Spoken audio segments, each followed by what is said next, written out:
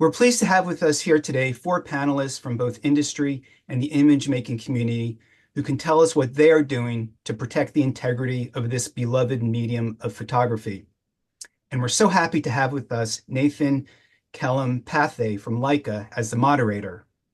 Nathan has worked at Leica Camera USA since 2015, starting as a brand ambassador in the retail division before joining the Academy team to provide training and support for creators at all experience levels. Today, as the trade, marketing, and product communications manager, Nathan is responsible for the brand's relationships with the North American press and media, in addition to overseeing the production and implementation of product launch marketing initiatives within the Leica's dealer network. This event is being recorded and we'll post it to the SDN YouTube channel within the next few days. And everybody who has registered for this panel will notify you when it's available and a link to the video. So now let me turn this over to Nathan. Hey folks, I'm Nathan Kellum-Pathe. Thank you so much for joining us today on this very important and timely topic. Before we dive into the conversation, I would love for each of the panelists to introduce themselves.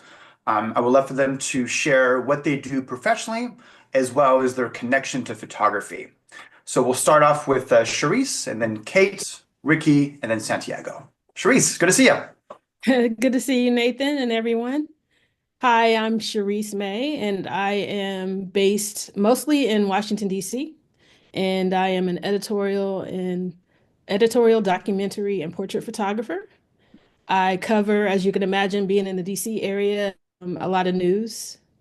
And I have worked with a camera that Leica has, which is the first camera that has a chip built into it that addresses kind of the issues with AI it has a content authenticity. The logo you'll see is like a CR. So if we can bring the slide up, Nathan. Yeah, I'll bring it up. Or Glenn. Yeah, sorry. So I'm just going to share some of what that looks like for me as an image maker out there. If we go to the first slide. Okay, so Adobe created this initiative in collaboration with a number of publishers and companies, Leica being one of them. And it is called the Content Authenticity Initiative. And what you see here is an image that I created at the White House during the during the Biden administration. And it shows a news conference that was held at the White House. And what you see up in the top right corner, you see a CR. And that is the logo for the content authenticity. And that shows that within the camera, and it's an option. You can either turn it on and leave it on, or you can turn it off. I choose to leave it on. And what it is a nutrition label, so to speak, that shows the provenance of that image. So if we go to the next slide. So when you turn that on, this shows like a brief synopsis of what content credentials will show you, which will be who produced the images and the basic information of the camera used and the software that was used to edit. And what the extended nutrition label will show you is once that image is imported into my computer, and I may do some edits or touch-ups on it, it will show the provenance of the image in terms of the edits that I've made. So in terms of things that are AI generated, it will show like if that image is AI generated or did this come straight from camera? And then it will show whatever edits I've made to that image so that if there's any kind of manipulation, then people will be able to see, that was done. So if we go to the next slide. This shows the back of my camera. And so this is what I see in the camera when I first turned on content credentials. Like I said earlier, I leave it turned on. So you'll see in that first line, I have it on. And then you put in your copyright information, produced by information, and that is what is embedded on the image. So when we talk about, I know we may have people who are photographers and people who are non-photographers. So when we talk about metadata, which is the information of that image, metadata normally, if it's not built into the camera, like this does, the technology in this camera, which is called a Leica M11P, is that you have to do that once you import the image. You enter in the information in terms of city, state, date, produced by. And so what this does is it's a more durable metadata that this is already embedded into the image. When I import it in, this is automatically there. Go to the next slide, please. Okay, so this is in beta form at this time, but this is the site where I'll even upload images that I may create with cameras that are not the M11P that have the built-in chip. And what I've done is I've set up an account where I log in, where it says get started. I'll log in and I'll upload my images, and I'm able to connect to my social media that I've elected to connect to. So you'll see like the logo for Behance, Instagram, LinkedIn. And so I can opt to connect my social media to that image so that that image can always be traced back to me as having produced that image. And so that pretty much is what content credentials for me as an image creator is in a nutshell. It's that way to assure people that this is what I have done. This image is not AI generated. It came straight from my camera, and here are the edits I made, so that it will show like if I did any kind of manipulation or something artistic to it, which is very important when we talk about news gathering and we're talking about those images that are produced during the news gathering. This is showing that, I haven't made any kind of composite by combining images or changing anything to not show you what really happened within that moment. Thank you, Cheriss. You're welcome. Kate, good to see you. How you doing today?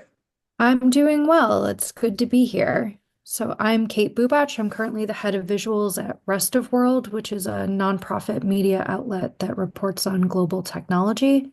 I've been a photo editor for 15 years, most recently at the Wall Street Journal, where I've worked with photographers. Now my role is a little bit more expansive, working with photographers, illustrators, and product people. And to follow what Cheriss was saying, a lot of my job is on the flip side, looking at all of the images and visuals that are coming in and helping verify that they're fit to use and they show what they purport to show and that they suit the story. Within that, my relationship to AI is a little bit more nuanced depending on which newsroom I've been working in. All newsrooms within the last 2 years have been very diligent about setting what guidelines they have around when AI or if AI is appropriate to use.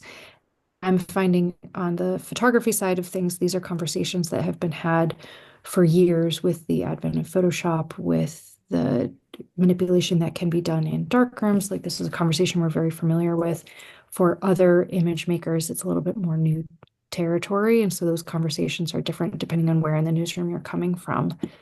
In terms of my background, I would say that the content authentication initiative has certainly made my job a lot easier. Personal relationships with photographers and dialogues such as this one have also made the conversation a lot easier, both within the newsroom and with freelancers who are out in the field.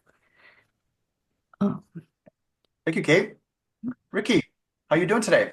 Okay, and thanks for inviting me. It's a really important topic to be here. Of course, I'm currently the global editor for Reuters Pictures. We have 600 plus contributors across the world. On a yearly basis, we have about 150 staff photographers and about 60 editors in different locations. I was a photographer for 15 years, just starting in Latin America. My second career was photography, but I won't go further back into that. But I came into photography out of a passion for photography and also a desire to do something important with my life. So I know I've found it. We're in very challenging times now because it's something I always am surprised at, but the power and the importance of photography and photojournalism becomes most apparent actually when something goes wrong.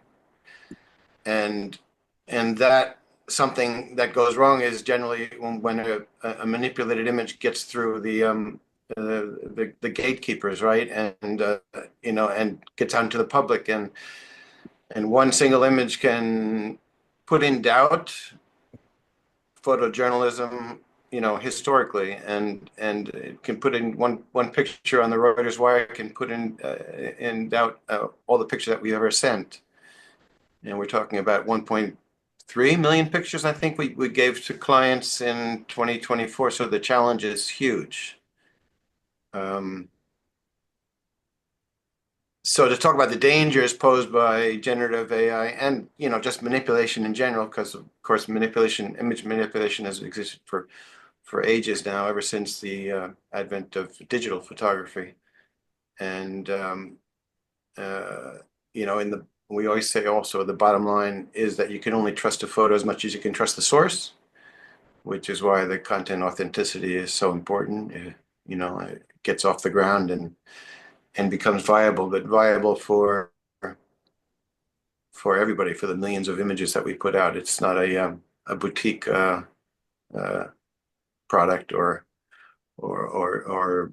environment, right? We're talking about the massive numbers of photos that go out to the public on a daily basis, on a yearly basis, and that changed the course of history, because every single picture that is published influences the way everybody looks at the world and current events. So thanks again for inviting me. Thank you, Rickey. Santiago, good to see you. How you doing? Yes. Hi, Nathan. Good to see you. Thanks for the invitation. Hello, everybody.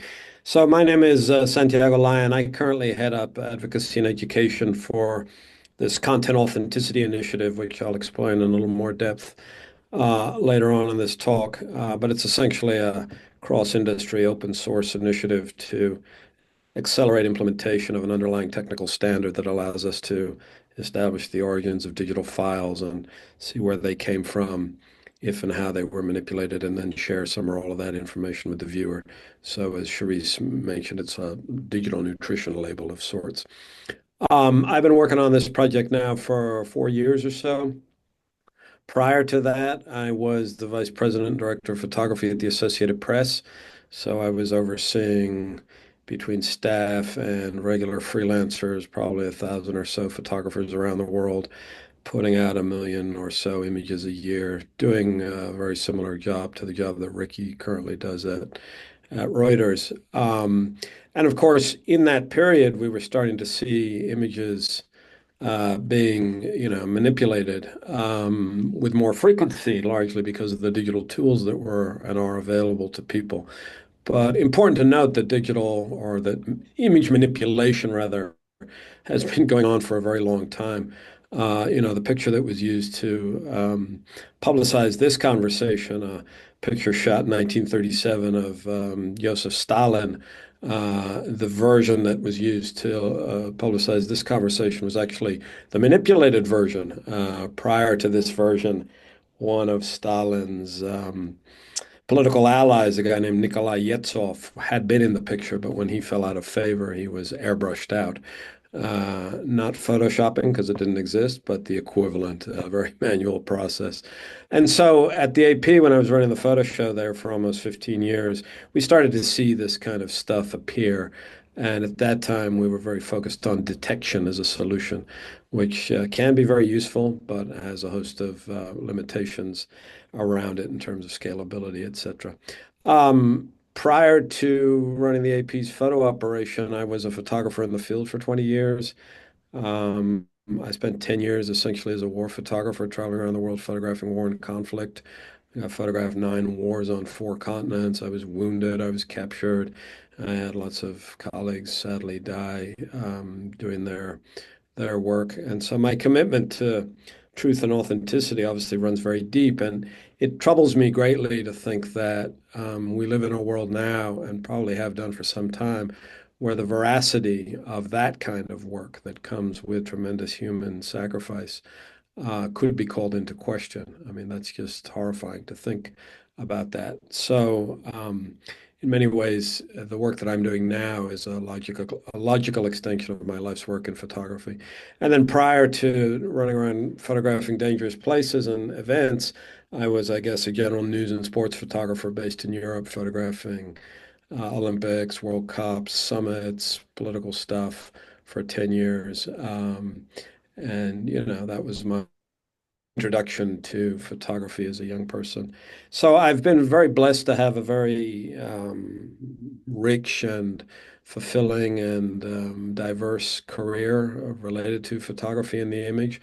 And as I mentioned, the work I'm doing now is just an extension of that, albeit viewed through a slightly different prism. So yeah, that's me. Thank you. Thank you, Santiago. So as we dive into this important topic, I want to start off with one question to all panelists, and I'll add the question to the chat as well so everybody can see. The question is, how do you think the public's growing awareness of image manipulation is influencing the way media outlets report and verify images? Santiago, floor is yours. Yeah, I'm not sure that the public is necessarily becoming more aware. And I think that's part of the problem because there's so much gray area in terms of what can be done with imagery. It's not a binary proposition necessarily where something is either AI or it's not. And there are lots of subtle ways that technology can be used to mislead. And I'm not always convinced that media literacy as a sort of a phenomenon is as common as we might want it to be. So I think that there's a huge opportunity for media organizations, for educational organizations to really carry on this sort of ceaseless, never-ending work of helping people understand the very complicated media environment that we live in. And I think it's that lack of understanding that calls things into question. Some people refer to it as the liar's dividend. In other words, if I lie about one thing, the payment I get is that I call everything into question.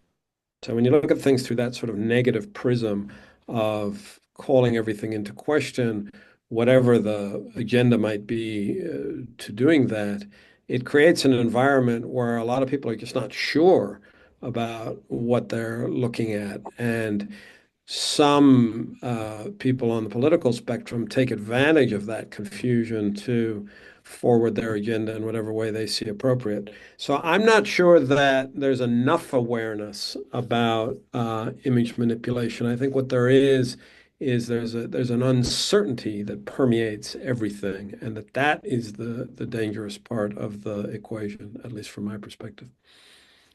Yeah, I think that's really important because image manipulation is present in all sorts of types of photography, especially, for example, commercial photography, when you want to use those tools to further that creative journey that you have. But there are spaces in which any kind of manipulation or I is something that is very closely looked at in this case, photojournalism. So it's all in the topic of photography, and where does that separation happen? It's separation based on the people that are involved in those spaces.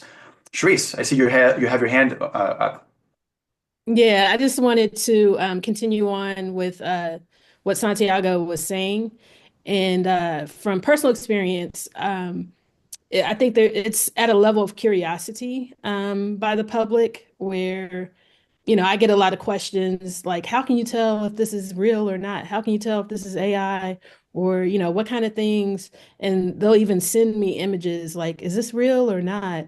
And I've seen also on social media that there's been imagery, even videos that are posted that to me on his face, when you look at it, it's just like ridiculous. Like it can never, that can never be, but people are seriously like confused and they'll question like, is that really real? Like, and some people will take it and run with it and share it and send it around. And then it just starts circulating around that this happened or so I think on some level, it may be fun to use it in an artistic manner, because I look at AI as a tool, and that tool can be used for good or for bad. And I think like people will use it to create things, sometimes in an artistic manner, which I personally don't have an issue with. But where I, have the issue or draw the line is when it's used in news situations or it's used politically. And then that way you're manipulating it to affect people and to think or view something in a certain way instead of giving them, the truth, within that moment. So I think that, on one hand, it can be used for research and in artistic ways, that are pretty cool, as a tool. But then on the other hand, it can be used in nefarious ways when you try to introduce it into settings of historical references and things that may have happened in a moment that didn't happen. Where if you're not honest with people, within that, then I think that's where we enter into the dangerous part of the use of AI in imagery. Absolutely. Rickey, I see you have your hand up. Yeah, I building more on, on what Cheriss and Santiago said. I also think that there aren't enough people that really care whether an image is authentic or not. I think if it serves their narrative, their own narrative, their personal narrative, or their political narrative, then they kind of accept it as being real, and that's the biggest danger, I think. We get messages quite often, quite frequently from big customers of ours. In other words, big news media outlets, readers coming to them asking them if one of our pictures is real and if it's verified. And of course, we go through a process just to prove we get the sequence of photos to obviously to check ourselves internally, but also to show that a photo is real. But I think the education aspect that Santiago referred to, I think that's really important. And how do we educate the world about the dangers of manipulated images? Because they can change the course of history. There's no doubt about that. They can change the outcome of an election, which of course has a knock-on effect long term. Hey, how you doing? I'm doing well. I think beyond the education aspect, we also have to keep in mind that the term media applies to far more than traditional newsrooms. Like the majority of adults in the US are getting their news from social media and from untraditional sources, which have a very different mandate and a very different set of ethical guidelines than traditional newsrooms do. And so within that, it's a twofold problem where how do individual newsrooms interact with AI, but also how do individuals in general learn about AI? How do individuals in general learn about image manipulation, and how do image makers introduce that narrative into the kind of widespread conversation? So have it not be just industry focused, but societally focused. We'll talk about that in just a second. I have another question for the panel here, which is, how do media organizations balance the pressure of breaking news quickly with the need to ensure image authenticity? I'll add this to the chat as well. And perhaps to answer this question, providing a little bit of context of what is the procedure. If a journalist is sharing images to a publication, how does that verification process actually happen? Kate. Oh, you're muted. Sorry. I think most organizations at this point know that accuracy will trump speed, that there's a general distrust and an erosion of trust in media in general. And so putting something out that's inaccurate will only accelerate that process. Within that, I've worked in a number of large organizations where there is this scrum where everyone is trading notes, talking with people on the ground, talking with reporters on the ground, trying to verify things as quickly as possible, but making sure that we've done our homework and crossed our T's and dotted our I's before we publish something, because once it's out, it's out. And with the standard is quite high, even when you are trying to be quick about something.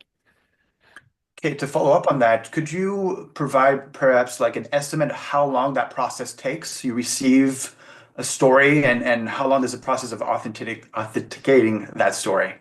It really depends on the image and the story. So if it's something where you have a reporter on the ground or you have eyewitnesses on the ground, that will go a lot quicker than if you're getting something handed to you from a source where there's no metadata, the source themselves has no second like point of contact.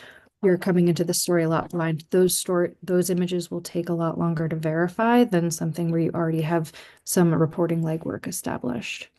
Hmm. Rickey, Cheriss. Oh, sorry, Kate, please go ahead. oh, I was going to say, Rickey and Cheriss, I'd be very curious to hear your take since you're coming at this from very different perspectives as well. Yeah, I would just like to say on the end of the image maker and not the publisher, when I'm sending things in. If I'm working in a news aspect, photojournalism, I don't have time to manipulate the images because it is about getting that in quickly. So it pretty much is what was created, in camera is what I'm sending, to those organizations because, it's breaking news. Beyond that, I would say that before I start working with an organization, I sign a contract. And in that contract, it specifies things of, not manipulating, after I bring an image in, off of my camera, that I'm not doing any manipulation. Like, there's basic editing of, maybe tone a little bit, if it's underexposed a little bit, some minor edits. But in terms of doing anything beyond that, that changes the whole context of that image from what I created on the camera, contractually, like I've said, I agree that I will not do this, for those images that I turn in. And I feel like there are instances, and I think, Kate, you were saying earlier, you work with illustrators as well as photographers. I think that if you are working on a story and you're creating the visuals for that story, there's a difference in saying photo and illustration. And so there are times when you may use the photo as a base, and maybe you're doing something where you're combining images or doing something that now becomes an illustration, because it's not an original photo. And so that's what I've been taught, that there is a difference and we need to be honest and, specify, if this is something that was manipulated as an illustration, or if this is a photo that came out of the camera that, I might have done some minor editing to, and that I didn't change the context of that image in the moment. One of my questions is that separation between photo and illustration. We'll talk about that in just a second. But Cheriss, just to follow up on what you just said, so there are some things that you can do to the image. You said exposure, perhaps contrast and things like that. Is this different for every publication, or is this a standard that you set upon yourself that you share with these publications and say, I've done these edits to these files, let me know if this is acceptable or not, or how does that process work as far as choosing how far you can go with that edit? Yeah, it's pretty universal. It's very minor. Mhm. I can't do something like I'm changing the exposure so much or the contrast so much that maybe it creates something like the room was dark when it really was bright and it wasn't dark, Mhm. like things like that. So it's like very minor. I may have like over or underexposed a little bit, then I may be adjusting that. But in terms of like subtracting anything from a photo, like that's a no-no. Adding things to that photo is a no-no. Things like that, where you're doing something beyond a minor edit, is pretty universal in terms of the clients or organizations I've worked with in doing like news or documentary work. Again, it's different if we're talking about an illustration. It's different if we're talking about a studio portrait. So it depends on the context or the end use of what you're doing.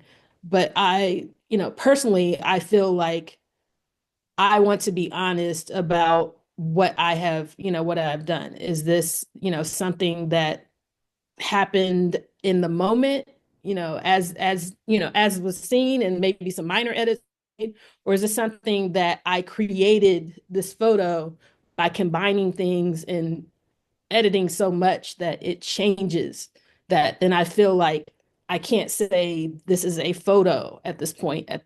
At that point, it becomes an photo illustration.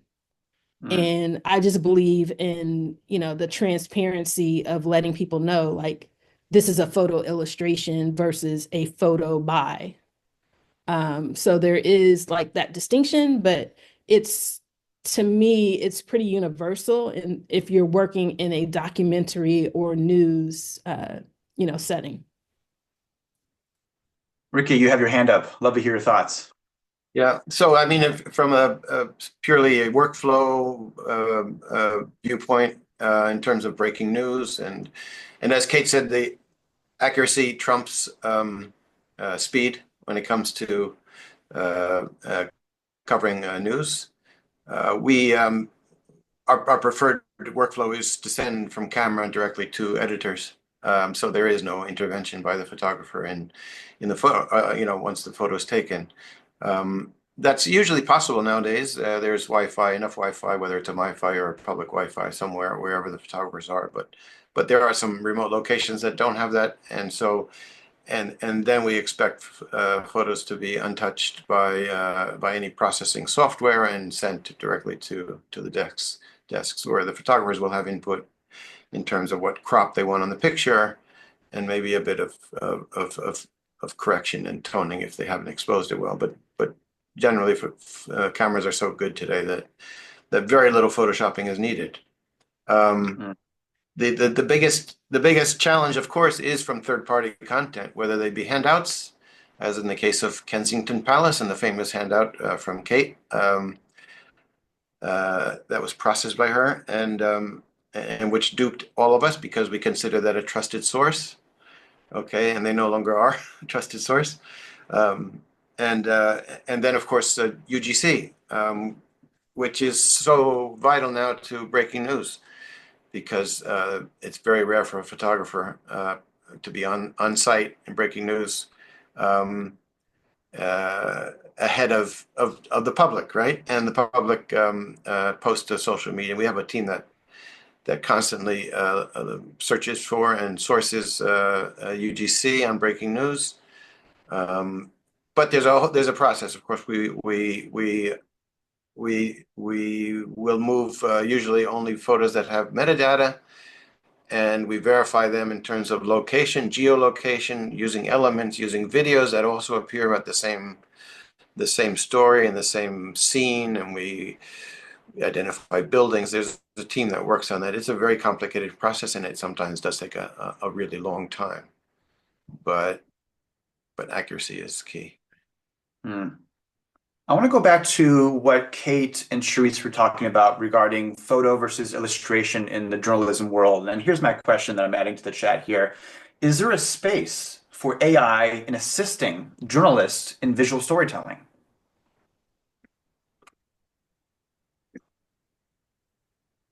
Santiago.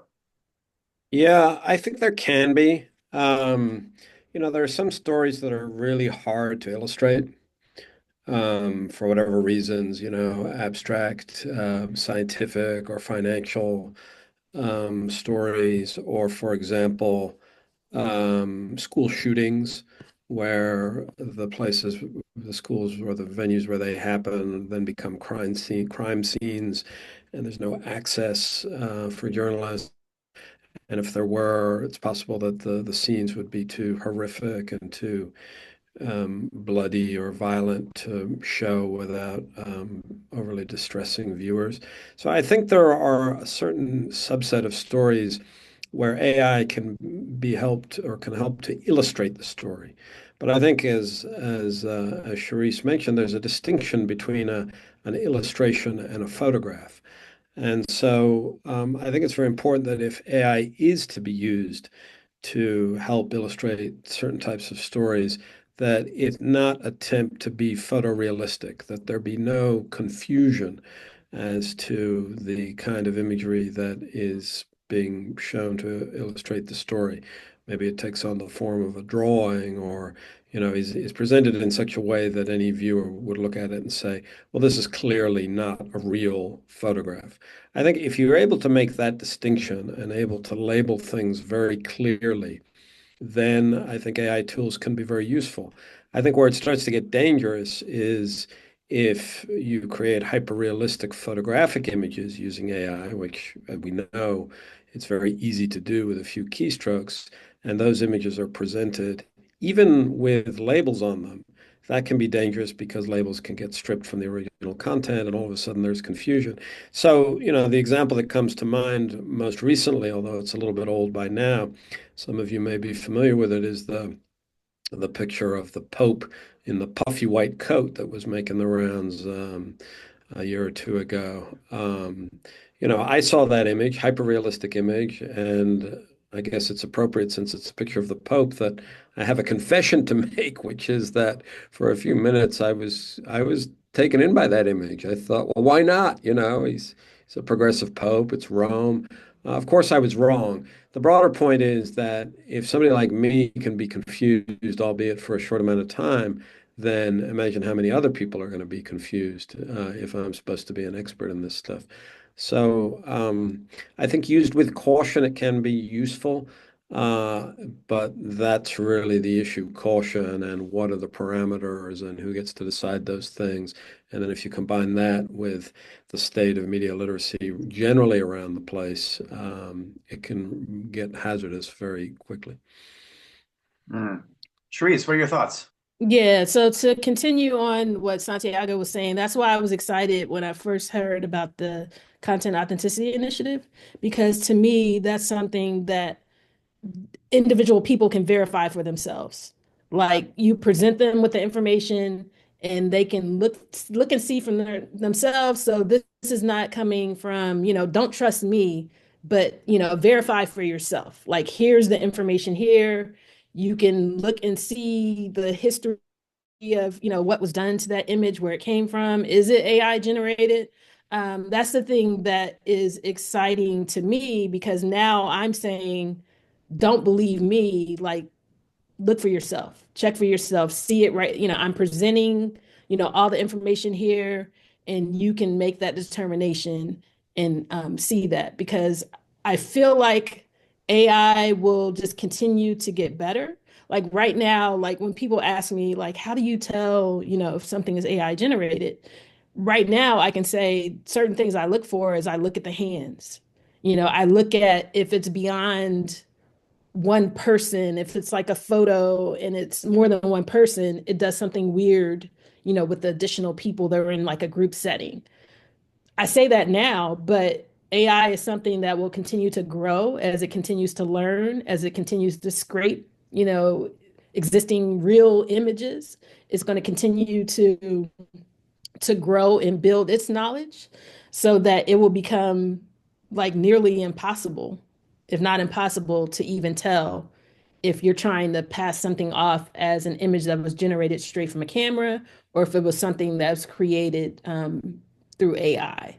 So I feel like having a tool like that where you're presenting people with the information to see from themselves, then it becomes, again, you're not trusting what I say, but here's all the information for you to see for yourself. Yeah, Cheriss, we're no longer in the age of this person has six fingers, and it's very clearly a manipulation. It is becoming harder and harder. And I want to transition this conversation more toward the Content Authenticity Initiative. And my question here to the panel is, can you explain the goals of the Content Authenticity Initiative and how it seeks to combat the issue of doctored images? All right. Sounds like a question for me. So the Content Authenticity Initiative was started back in 2019 by Adobe as an open source project aimed at establishing and implementing an open technical standard to understand the origins of digital files, whether they be photo, video, audio, or other file types. And open source is an important thing to remember about this initiative because it will benefit everybody, not just Adobe. And in fact, we work closely with some of Adobe's business competitors.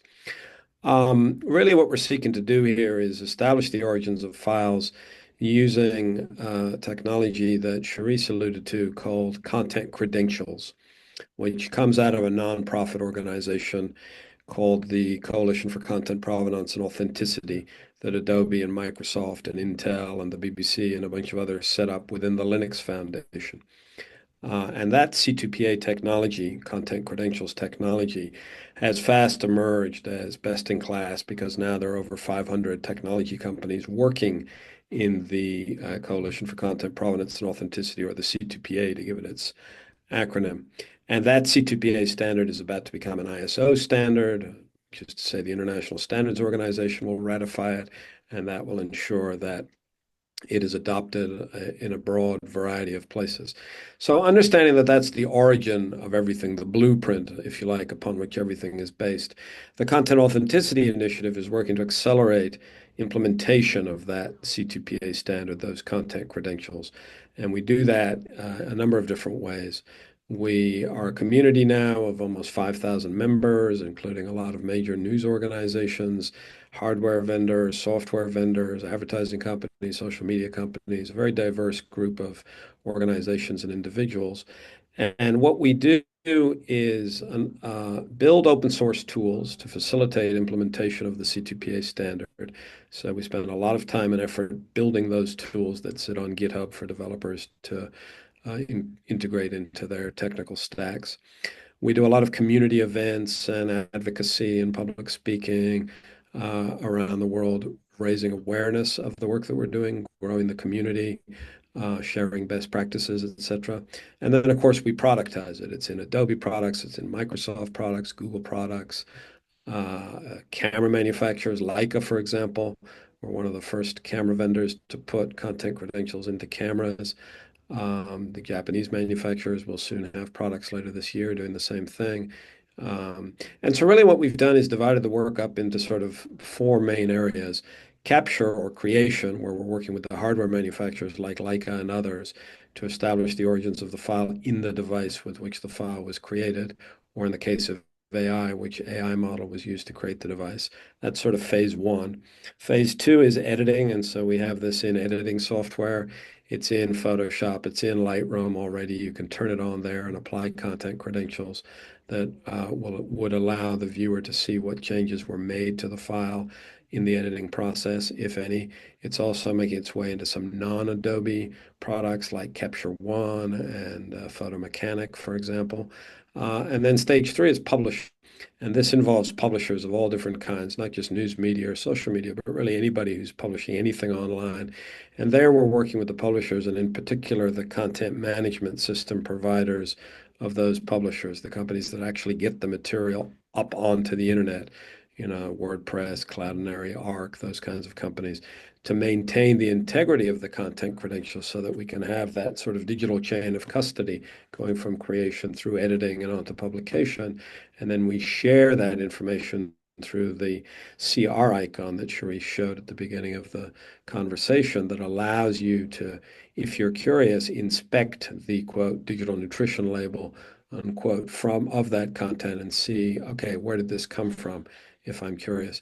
So that's really what it's about, is accelerating implementation of that C2PA standard, that open technical standard, and making it so that in the same way that you go into a supermarket nowadays, you will find nutrition labels pretty much on every packaged product that you can buy in that supermarket. And if you're curious, you can inspect it to see how much sugar or salt or calories or whatever is in that food product. This is the digital equivalent of that.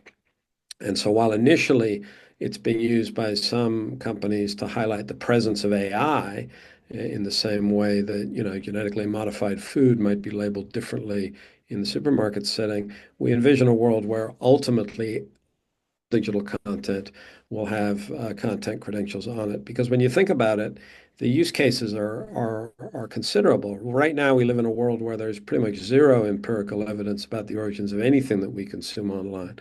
And so we assess things based on trust, habit, hearsay, rumor, gossip, trend, whatever it might be, which sometimes serve us well, doubtless, but with the great disruptor of AI around now, creating this sort of liar's dividend, this pall of uncertainty over everything, I think in a year or two, we're going to look back and say, how did we ever live without provenance information? Because when you think the news media is an obvious use case, sure. The creator economy around attribution is another one. The AI world around transparency is another one. Increasingly, corporations are interested in this as it relates to corporate reputation and consumer protection, or the law enforcement. How does a court of law know that evidence entered into legal proceedings are what they claim to be? How do they know that video purporting to show Ricky Rogers entering a convenience store at 3 o'clock in the morning is actually Ricky Rogers, right? Medical and scientific imagery, insurance companies, auditing, the list just goes on, because increasingly we're not sure what things are. So in order to be sure what things are, this notion of provenance becomes increasingly important. And I'll finish by saying it's not, detection has up until now been the sort of the tool. And while detection can certainly be useful, you can run an image through a program that looks for telltale signs of manipulation. On an ad hoc basis, that can be very useful, but it's not scalable. That is to say, you can't do it at scale at the moment. It's not particularly accurate. And invariably, it's an arms race with bad actors trying to stay one step ahead of the latest detection software. So its longer term prospects as a solution are limited.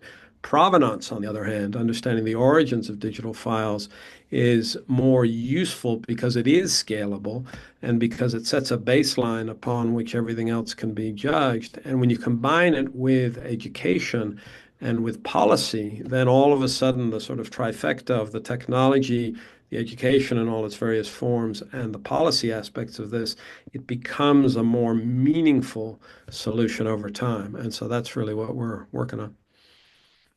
I'm glad you brought up the different use cases, Santiago. I think that a lot of people, like you said, speak about this topic in the journalism world, but we work a lot with artists, and having that name encrypted into the metadata for auctions, for galleries, for things like that in the future, really helps all sorts of different people using these tools to understand the provenance of the images that they're creating. And just as a follow-up to what you just said, Santiago, and Cheriss, I invite you to join in as well. Can you discuss any real-world examples where the Content Authenticity Initiative has been successful in helping verify the authenticity of a piece of content?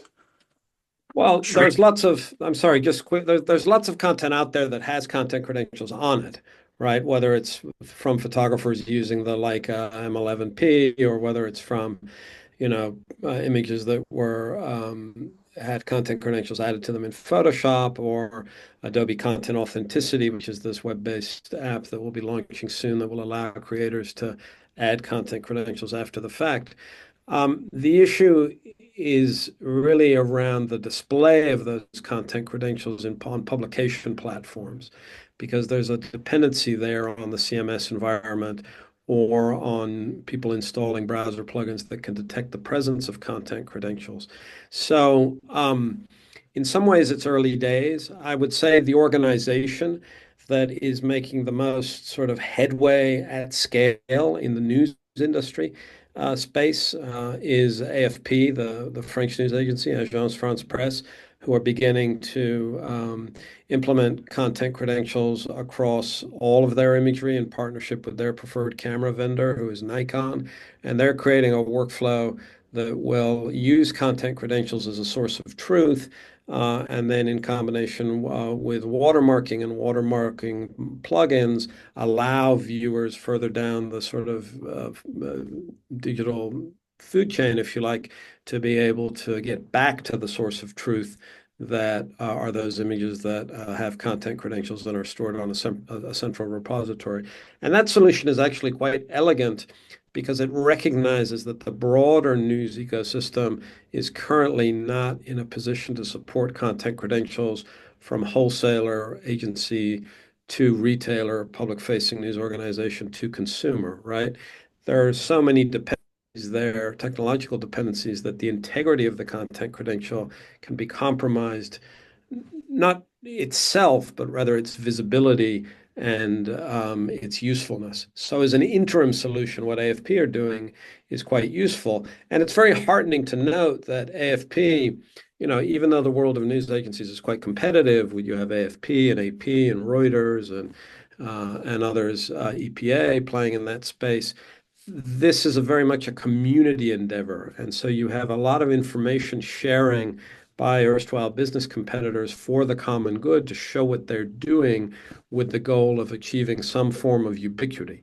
In other words, when we talk about success in all of this, it's really about ubiquity and a world where it becomes the norm to have content credentials on content, and the absence of content credentials becomes the flag. In the same way that if you were to walk into a supermarket and there were 3 cans of beans and 2 of them had nutrition labels and 1 had nothing, you might ask yourself, well, what's in that can of beans, right? So that's really how we're thinking about it. But I'll let Cheriss, talk about her experiences in the real world with it. So at this point, it's not, I don't have clients that are using the technology at the CMS level. So, there's no way really that I've seen or those that I've worked with that have it implemented to a point where people can, go to a story online and see this content information. One thing I did want to speak to from the creator standpoint, as there are other photographers and artists, not just photography, but in design and video as well, is that it is a good way to keep the creator connected to the content, because there are instances where, and I know there's probably some other people on here that have experienced this, where you've created something, there's a photo that you created, and then it ends up, on the internet, it ends up on Google Images, and then someone takes that image and they make a meme, or they may take that image and create a t-shirt or products, and you may catch wind of it, you may see it yourself, or people may, some of your friends who know that that's your image may reach out to you like, hey, do you know your image is here, or someone is using it here on this site. And so there are uses that, it kind of gets out of your hands and it lives out there, and you don't really know how it's being used, beyond what you created. So the thing that I also like about this initiative is that it keeps that connection to those images to me. So as it goes out there, there's still a way to verify. There's still a way to connect it to say, hey, I created this image on March 25th at 2:30 p.m. In Washington, D.C. That's kind of another thing that I really appreciate or like about this initiative, is that, as my image lives out there beyond my camera, beyond my computer, there's still a way that it can always be traced back to me. So when you talk about, as an artist, instances where you have protected imagery. Sometimes it's protected through maybe an agency that you're working through, or if you have, some kind of ownership assigned to it, copyright, then that's just an extra layer of protection when you're trying to prove that, hey, that is my image. So we're at the 1 hour mark here. I want to open up some questions from those in attendance. One last question to the panelists before we answer a question from the attendants, and it is, what role do you think that readers or viewers themselves play in identifying or questioning doctored images? We talked a lot about the Content Authenticity Initiative. We talked a lot about publications, but as consumers of this media, how do we think about this?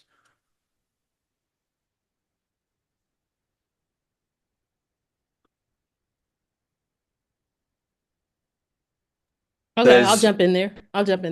Please. I think that, and this is my personal opinion, but I do feel like there is a responsibility to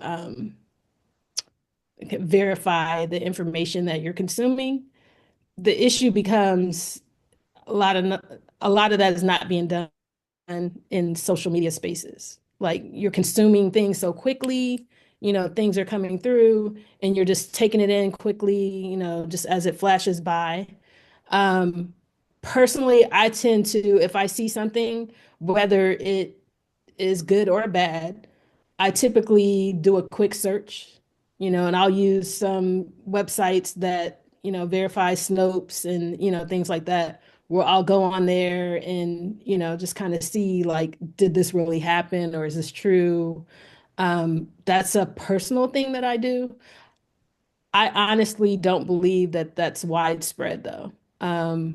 I think we do have a responsibility, personally to really know what you're looking at and not spreading false information or sharing things and putting it out there of things that maybe didn't happen, or attributing certain things happened or certain people did or say. Like if I'm unsure, I really try not to like play in that space of putting something out there that may not be true. um, I think it can become, dangerous in certain situations. On some instances, people are using it like for fun, in using that technology to create things that didn't happen. I think the issue becomes, you have bad actors who will use it for nefarious reasons in spaces beyond entertainment. Um, I think it would be good, for people, for the public, the general public, for readers, for viewers to question, especially if it's something that is historical or highly charged. It would be good if people, just kind of question and do it. A lot of times it just takes a quick Google search and you'll find like, oh yeah, that's not real or that didn't happen or this happened. And it Mm, takes like a second. But honestly, I don't feel like the mass public is doing that. mm. I see what you're saying, Cheriss. I think that there is also a responsibility as photographers to document, what's around us and to make choices with our photography. But in some ways, when we reshare something, as simple as that process is, we are in some ways making it a publication. We are publishing that image once again on our algorithm or the algorithm that people are following us on. And so I also agree with you. I think that there is some sort of responsibility attached to that, but perhaps that's not widespread enough. Anyone It's else on the not. panel? Yeah. One last thing I'll say is I think that's why it's important as the creator, of the content and as the publisher, of the content when we talk about, these media outlets and wire services and things like that, that there is a responsibility to, inform the public and to, be honest about, what is on there. Like, is it an illustration? Is this AI generated? Or is this something that came from the camera, was created from the camera, and that happened on this day and this time? I think that coming from that standpoint, then it's going to be more widespread than putting that onus on the viewers that consume something, because social media is just like I said, things come so quickly, you're just scanning through, and I don't think people are really taking the time to verify or look at the source of that content. Anyone else on the panel have thoughts on this topic? And if not, we can transition over to our question and answer from those attending. All right, there's some questions coming in the chat. If you wouldn't mind, if you have questions, please add them to the chat and we'll try to get through them. We have one question from Tara. Santiago, can you speak to the cost of integrating content credentials into CMS or publishing systems for newsrooms and other organizations? Is it accessible?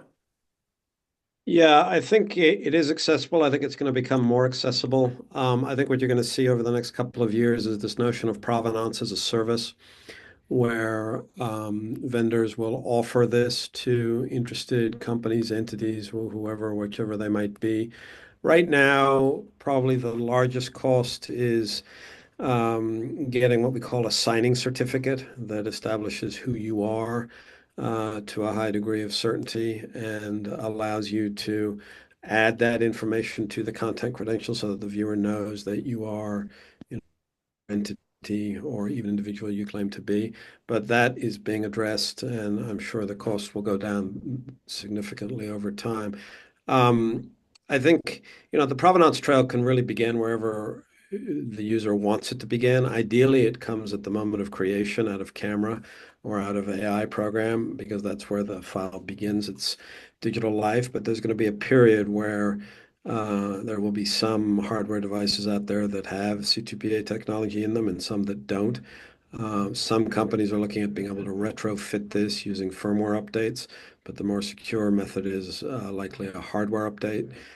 So there'll be a period of time where there will be devices out there that have the ability to do that and others that don't.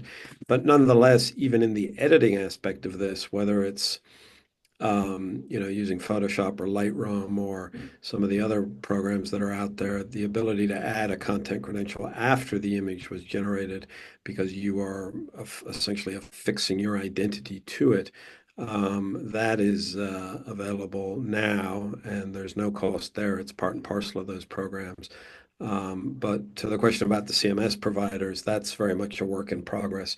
Some of them have embraced it and are supporting it, but because they've done a lot of development work to get there, they then expect their users to, pay a little bit more for that.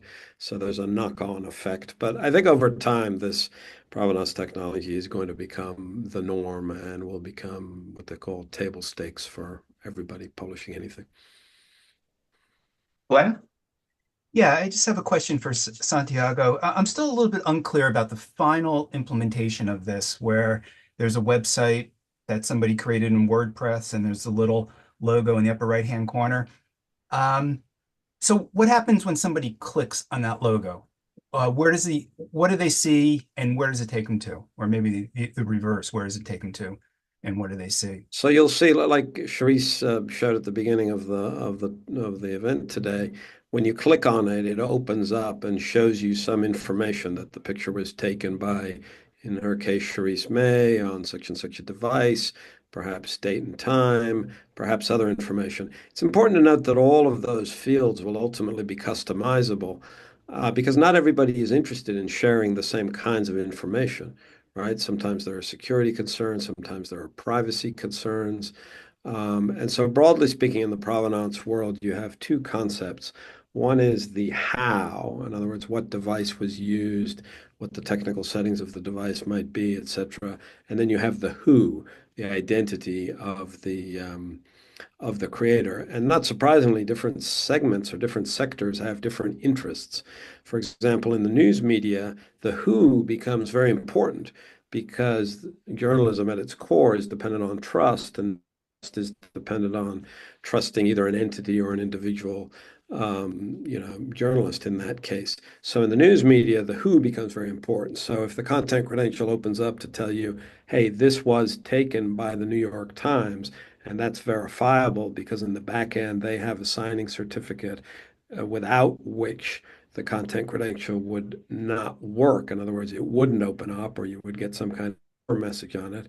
And that is your way of understanding that this content credential is establishing without a doubt the identity of the publisher.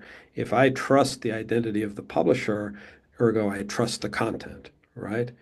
So that's very much focused on the who aspect of it. The how aspect of it is a little different in the sense that you can conceivably show not only what device was used to generate the piece of content, and that's verifiable because the device has its own signing in it and is C2PA enabled.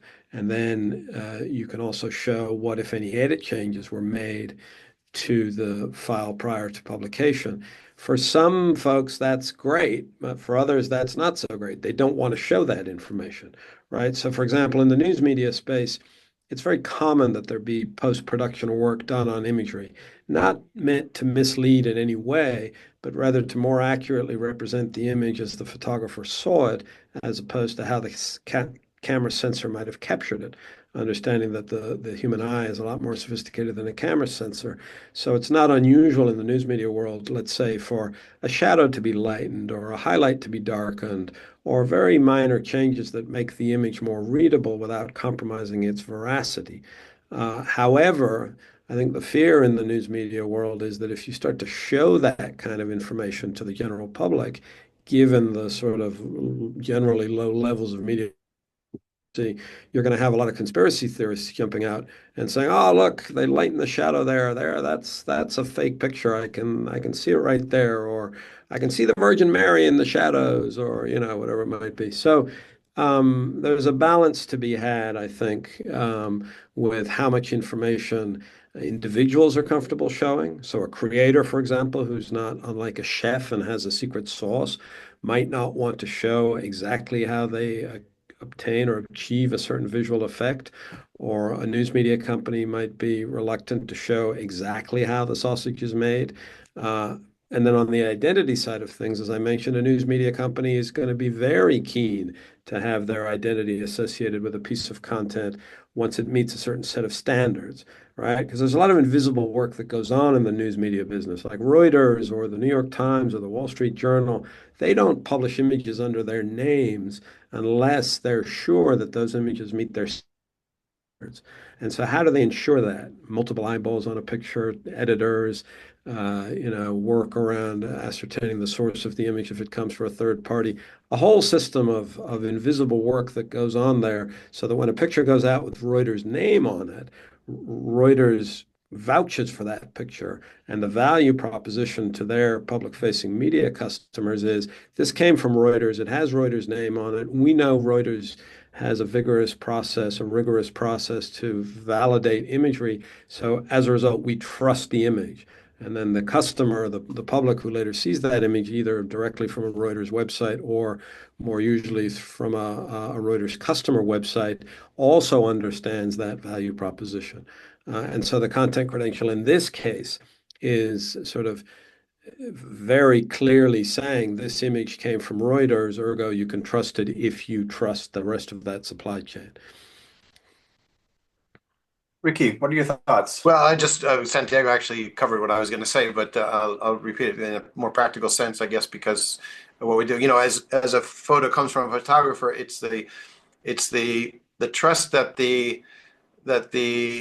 in our case the agency that we have in the photographer that allows us to, or that we trust the photographer enough to take in their material and to publish it with our brand on it, but also that moves up, right? Or moves down, actually, the chain, as we offer our material, our content to our clients, let's say the Guardian, the New York Times, or any other. They are trusting us, but then the public the public, everybody in the public, I think, has their preferred, obviously, news sources, and we assume that they trust the New York Times or the Guardian or whoever they go to. Our customers, the news media, come to us, often us to give them a little more explanation about why we trust that photo. If they either spot something that they doubt, or whether it's a very sensitive topic, it may just be caption information, but sometimes it's the visual elements in there. So the trust moves down the chain, of course, towards the readers. I have a couple more questions here in the chat. First from Michael. How would newsrooms and small publications without resources fall into this? I'm guessing is how would newsrooms and small publications have access to content credentials as well? As you mentioned about perhaps a financial element to that partnership. Yeah, the goal here is to make it as accessible as possible. So whether you're an individual, or whether you're a small newsroom, or whether you're a large newsroom, facilitating the ubiquity. So in the case of a small newsroom, right now the bottleneck is probably in the CMS provider of that newsroom. And then, so it's a question of working with that CMS provider to understand how they can support content credentials and make them visible and interactive online. That's probably the bottleneck right now. And I suspect that as we get more ubiquity, It's going to drive costs down and make it more accessible to everybody. We have another question from Amber. We have such a problem with echo chambers. I'm not convinced that bad faith platforms and personalities will be impacted at all by voluntary authentication. Many of them already don't publish retractions or corrections. Could you speak to how these tools could be used to push back against the torrent of post-truth content online? Sure. I mean, for us, it's really a trifecta of things that we're talking about here, right? The technology is one, the provenance, the content credentials, all of the stuff that I mentioned earlier. That's but one pillar of this. The other two pillars, I think, are equally as important, and those are education and policy. And so when we talk about education, we talk about sort of three forms of education.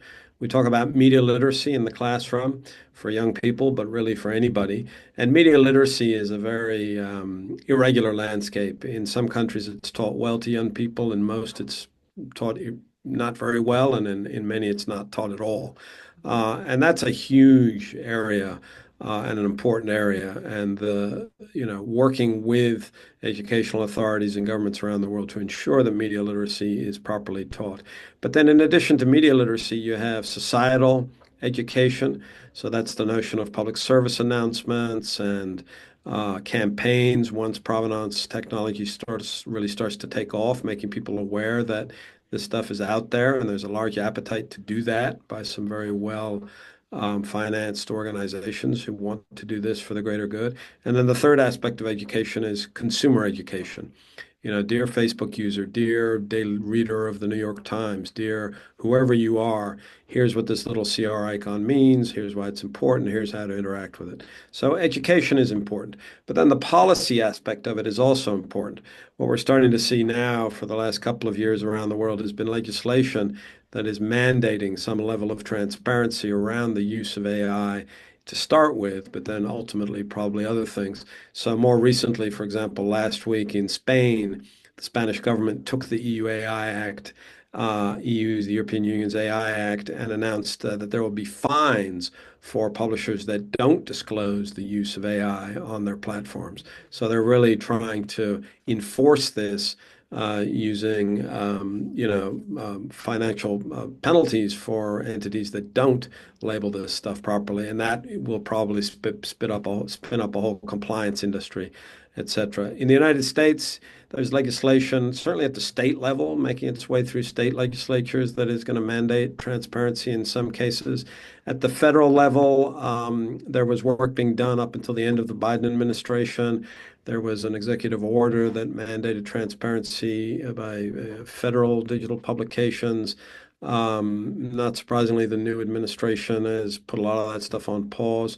So we're waiting to see what happens at the federal level, but at the state level, there is progress being made. So, I mean, I think that trifecta of provenance, education, and policy are as good an effort as is possible right now in order to combat the scourge of mis and disinformation. But it would be disingenuous to not to sort of acknowledge the great variable here and the one that nobody can really account for, which is our old friend human behavior, and recognize that there are going to be people who are not interested in veracity, who are not interested in truth, whatever that word means anymore, who are only interested in having their own political biases reinforced or their own political agendas highlighted, for sure. And those are choices that those people make, and they're within their rights to make those choices, right? But I think it's the combination of the other things for people who are interested in understanding what they're looking at and who are interested in making well-informed decisions in order to decide whether to trust something or not. That's the community that we hope to be able to reach collectively. I have a question from Roberto. How would all this affect how Robert Capa's photo be affected by what you're talking about? Roberto, please correct me if I'm wrong, but I'm reading this as there's been some challenges as far as the provenance of Robert Capa's image of the fallen soldier. And perhaps the Content Authenticity Initiative or tools that have content credentials will be able to help with that investigation and the provenance of images. It's not really the provenance, though, right? It's about the setup of the situation that the photo is taken in. You know, it's a completely different story, right? In terms of the origin, because it was obviously analog times, and he's accused of by some people of having set up that, having asked the soldier, I guess, to fall and taking his picture. So it's something we're not supposed to be doing as journalists. As far as the Content Authenticity Initiative, that image did exist, was created by that photographer at that time. Whether the situation was manufactured or not, that's not something that can be authenticated via this software. That would be up to as you've been saying, that you have in the journalist to share more about the context of that story. A couple other questions here from Maggie. I feel hopeless about this because many photographers still don't know how to do even basic metadata. Media around the world don't credit photographers and rely on found images. Not to say this all should not go full steam ahead, but I see a giant gulf between the professional journalists working with big USA or European Union outlets and everyone else. Does anyone see a way to involve more isolated photographers and non-English speaking media producers? Is this initiative reaching non-English speaking countries? Yes, Maggie, don't despair. There's a lot that we can do here. In fact, in Latin America, we've grown the community around the Content Authenticity Initiative considerably. We have many major news organizations in Latin America and many umbrella professional journalistic organizations involved there. And we're working this year with a team down there to get the word out and to get implementation into place. And likewise, in other parts of the world, in Asia, we're starting to do more stuff. So I would certainly welcome, if you're interested, a follow-up conversation to see if there's a way that OSF could help us with this work. Because I think your point is exactly right. This cannot be just the domain of the global north, as it were. The majority world has to participate in this, and there are lots of opportunities, both in technology and education and policy, to help move the ball forward. Because ubiquity needs to be ubiquity in its entirety, not just for a subset of the world that might have more financial resources at its disposal. So happy to have a follow-up with you on that. Just a And we have one follow-up last. on Please, one Cheriss. part of that. In that question, Maggie also said about media not crediting the photographers, it looks like, as well. And that's one of the things I spoke to in terms of using the content authenticity or content credentials software or program, is that there is this connection to that image so that it's verified or connected, leads back to the creator, of that image. So at least in that aspect, that's one of the things I said that I really appreciated and look forward to, is to be able to do that, so that, a lot of times I'll see an image online, and if I don't see a credit for it, I try to run it through, Google image search to see if I can find it. So something like this content credentials software, it would be easy enough to upload that image there, and there's a link or reference to that artist. But that would take the artist working, with that program, that software, to connect their images. We have time for one last question from Nora. Nora, good to see you on the attendance. I work with Scandinavian newsrooms that already have high audience trust. However, one challenge we're currently facing is helping viewers better understand how to interact with C2PA data, as well as ensuring that this metadata remains intact throughout the publishing workflow. Do you have any recommendations on how best to tackle these issues? Yeah, good question. Thank you, Nora. So one of the things we spend a lot of time on is the UX, or the user interface, the design element of all of this, right? So you click on a content credential, and what is it that you see? And so the way we're thinking about this now is to have sort of three different layers of information. And level one would be basic information. That would be like what Cheriss showed at the beginning of the presentation. Level two would be a little bit deeper, and level three would be sort of forensic, everything that was available. But not surprisingly, when we do user focus groups, different demographics react differently to this kind of information. Certain generations are not as familiar with technology and metadata and things like that. So when we show those demographics this stuff, they're like, well, what is metadata? What am I supposed to do here? They're at a loss to understand it. Not surprisingly, socioeconomics can play a role in this. We're talking to researchers who deal with, interact with populations who are inherently mistrustful of any information that is presented in a quasi-official form because of their relationship to money and power and all of those kinds of things. And then, of course, because this is not necessarily a binary proposition where everything is either AI or it's not, it is possible that the information contained in a content credential can be very long and voluminous depending on what was done to the file. And so how do you interpret that? And so there's some talk nascent at the moment, but the question would be, can AI help us parse this information?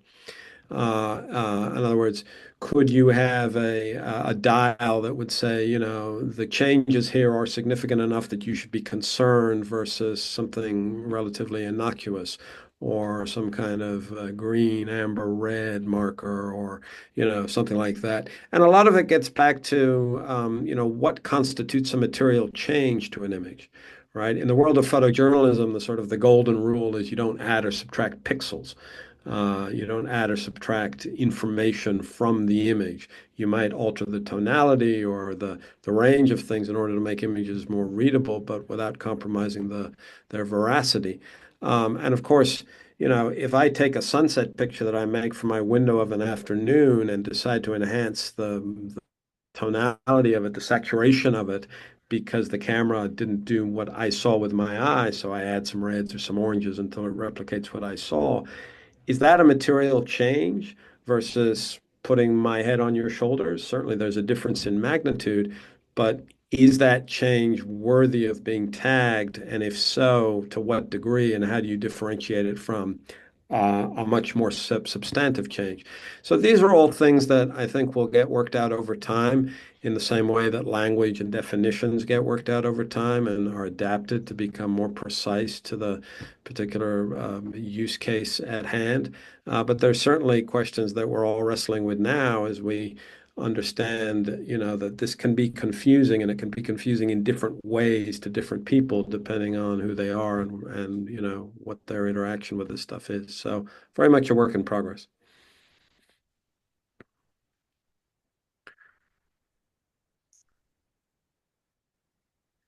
Nathan, you're muted. Thank you very much. One last question or a comment in the chat here from Chad. I recall Fred Rickey speaking about the Four Corners Initiative. Is this something basically similar? That's a great question. Fred Rickey has been working on the Four Corners Initiative for 20 years now or so. I remember helping him with that project back in the day. The Four Corners, for those not familiar with it, is a way by which additional information about the photographer and their code of ethics and other things can be made visible by mousing over or clicking on different corners of the image. This, in some ways, is similar, and I think the difference here is that the goal is to make this scalable at an industrial level. And Four Corners was quite a bespoke project. But I think that over time, as we achieve ubiquity on the scalable level, there will be the opportunity to add more bespoke information to the content credentials. I had a number of conversations with Fred about how we might achieve that over time. I think the challenge right now is we're driving forward at an industrial level as a starting point, and we'll likely need to wait for a little bit before we can get to the bespoke level. But there's nothing that precludes smaller implementors of content credentials from including the kind of information, more bespoke information that Fred is focused on. I see them as very complementary projects and all moving in the same direction. And eventually, people will come to expect more contextual information about content in whatever form it manifests itself. All right. We're at the top of the hour. Just wanted to thank everyone for joining us today. And I want to also thank our panelists, Cheriss, Kate, Rickey, and Santiago. It was a pleasure speaking with you today on this important topic. Glenn, I'll send it back to you. Well, thank you, Nathan. Thank you, panelists, and thank everybody for being here today. Our next panel coming up next week on April 2nd is What We Bring Forward, Women Photographers Influencing the Archive, with Susan Meiselas, Aldaid Delgado, Keisha Scarville, and Jasabilla Smith. So please look out for that panel. So why don't we just give all our panelists an applause, and thank you for being here. And hope to see you at the next panel, everybody. Thank you. Thank you.